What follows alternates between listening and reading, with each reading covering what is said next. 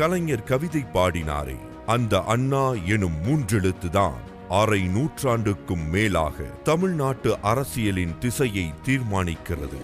1909 September 15 காஞ்சியிலே பிறந்த ஒரு சிறு நெருப்பு பொறிதான் பிறகு தமிழ்நாட்டு அரசியல் வானில் உச்சியில் ஒளி வீசிய உதயசூரியன் ஆனது. சென்னை பச்சையப்பன் கல்லூரியில் படித்து தமிழிலும் ஆங்கிலத்திலும் புலமை பெற்றிருந்த அண்ணாவுக்கு அரசியலில் ஆர்வம் ஏற்பட்டது. ஆரியர்களின் ஆதிக்கத்தை எதிர்த்து பார்ப்பனர் அல்லாதார் உரிமைக்காக போராடிய நீதி கட்சியின் ஆதரவாளர் ஆனார் அண்ணா.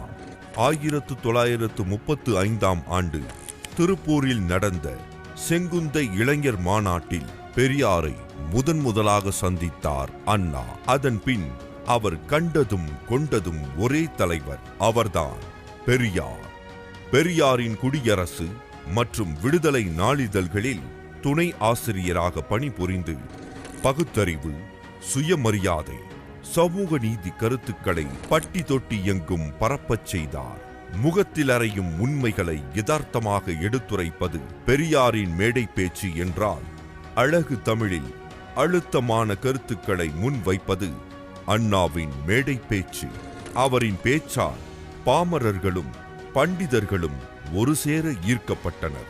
இவரே எங்கள் அண்ணா என்று இளைஞர்கள் அவர் பின்னால் அணி திரண்டனர். ஒரு வடநாட்டு பெரியவர் என்னிடத்தில் மிகுந்த என்னை பாராட்டிவிட்டு சொன்னார், நீங்கள் முயற்சி செய்தால் 3 மாதத்தில் இந்தியை படித்து விடலாம் என்றார். நான் ஒப்புக்கொண்டேன், ஆமாமையா 3 மாதத்தில் படித்து விடலாம் என்று. என்ன என்றார், அதற்கு மேலே படிப்பதற்கு அந்த மொழியில என்ன இருக்கிறது? 1938 இந்தி திணிப்புக்கு எதிராக நடைபெற்ற முதல் மொழி போரில் அண்ணாவுக்கு 4 மாதங்கள் சிறை தண்டனை விதிக்கப்பட்டது. அண்ணாவின் பேச்சும் எழுத்தும் தமிழுணர்வை தட்டி எழுப்பியது.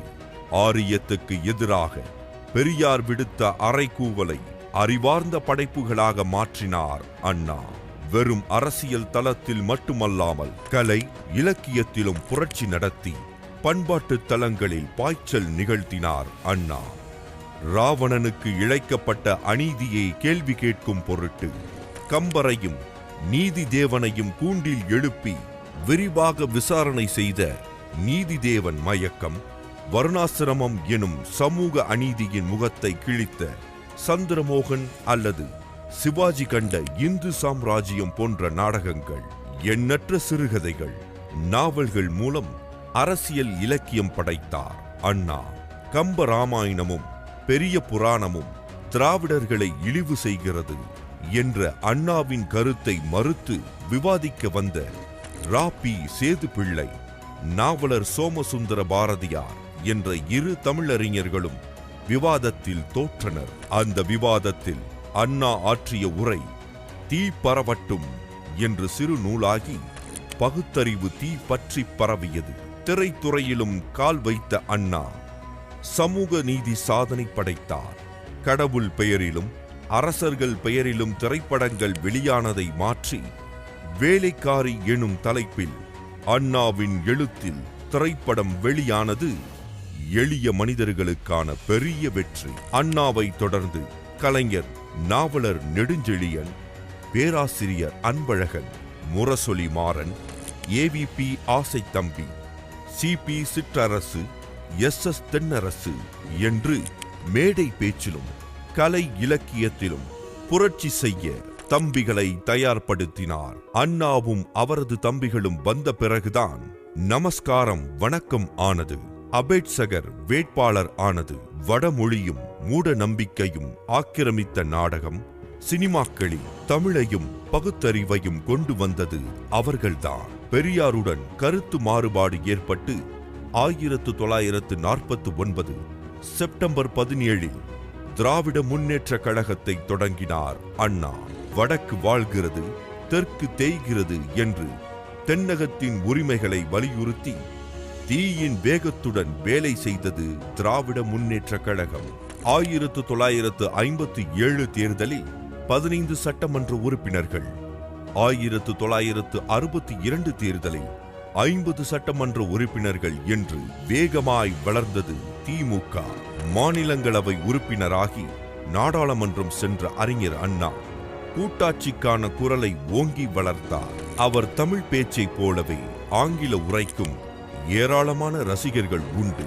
இந்திய நாடாளுமன்றம் முதல் அமெரிக்க ஏல் பல்கலைக்கழகம் வரை உரக்க ஒலித்தது அண்ணாவின் ஆங்கில உரை. When they take keen interest in Asian problems, they pay special attention to India because they consider India to be the experiment station for democracy. 1965 Hindi எதிர்ப்பு போராட்ட நெருப்பில் தமிழகமே தகித்தது. மாணவர்களின் போர்க்குணமும் மொழிப்போர் தியாகிகளின் ஈகமும் 1967 திமுகவை ஆட்சி கட்டிலில் அமர்த்தியது. இந்த ஆட்சி பெரியாருக்கு காணிக்கை என்றார் அண்ணா. தந்தையும் அண்ணனும் தம்பிகளும் இணைந்தனர். தமிழ்நாடு புதிய திசையில் உற்சாக நடை போட்டது. 2 ஆண்டுகள் கூட முழுமையாக ஆளவில்லை. ஆனால் சுயமரியாதை திருமணத்துக்கு சட்ட அங்கீகாரம், இருமொழி கொள்கையை ஆதரித்து சட்டமன்றத்தில் தீர்மானம், சென்னை மாகாணம் என்ற பெயரை மாற்றி அன்னை மொழியின் பெயரால் தமிழ்நாடு என்று பெயர் சூட்டல். தமிழ்நாடு என்ற பெயர் மாற்றம் என்பது கூட பொருத்தமற்றது. பெயர் பெற்றிருப்பது, மாற்றப்பட்ட பெயரை நாம் திரும்ப பெற்றிருக்கின்றோம் என்று முத்தான 3 சாதனைகளை நிகழ்த்தினார் அண்ணா.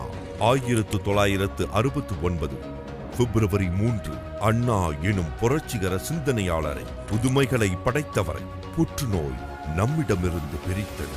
அதற்கு பின் அண்ணாவின் சிந்தனைகளை முத்தமிழறிஞர் கலைஞரும் திராவிட மாடல் நாயகர் முத்துவேல் கருணாநிதி ஸ்டாலினும் தங்கள் ஆட்சிக்கான அடித்தளம் ஆக்கிக் கொண்டனர். இந்தியாவின் பன்முகத்தன்மை, மாநில சுயாட்சி, மொழி உரிமை என்று அண்ணா முன்வைத்த கருத்துக்கள் இன்று இந்தியாவின் எல்லா திசைகளிலும் எதிரொலிக்கிறது. வேறொருவர் இங்கு வந்து உட்கார்ந்து அண்ணாதுரை கொண்டு வந்ததை எல்லாம் மாற்ற வேண்டும் என்று கருதினாலே உடனே மக்கள் வெகுண்டெழுவார்கள் என்ற அச்சமும் கூடவே வரும். அந்த அச்சம் இருக்கிற வரையில் அண்ணாதுரைதான் இந்த நாட்டை ஆள்கிறான் என்று பொருள் என்று சொன்னார் அறிஞர் அண்ணா. ஆம், அண்ணாதான் இன்னும் நம்மை ஆள்கிறார். நம் பகுத்தறிவில், தமிழ் உணர்வில், சமூக நீதியில், இந்தியாவின் கூட்டாட்சி தத்துவத்தில், மாநில உரிமைகளுக்கான உரிமை முழக்கங்களில் அண்ணாவே என்றும் வாழ்கிறார்.